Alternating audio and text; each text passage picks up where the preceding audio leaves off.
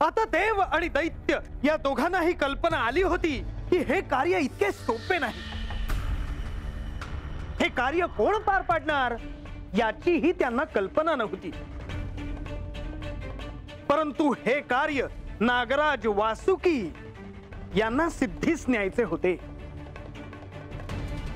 नागराज वासुकींखेरीज हे कार्य कोणीही पार पाडणं शक्य नव्हतं. वासुकी नाग. मुनिवर, या नागाचे नाव जेव्हा जेव्हा येते तेव्हा तेव्हा मला असे वाटते की हे मला परिचित आहेत, पण असे का मला कळत नाही.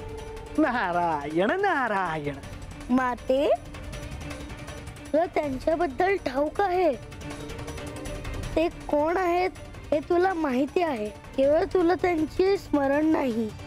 म्हाळसा, तुला खरंच त्याबद्दल काहीच आठवत नाही? नाही. म्हाळसा, नीट आठवण्याचा प्रयत्न कर. म्हाळसा ताईसनी आठवलं तर त्यासनी हे कळेल का की त्यांचं मूळ रूप काय आहे ते?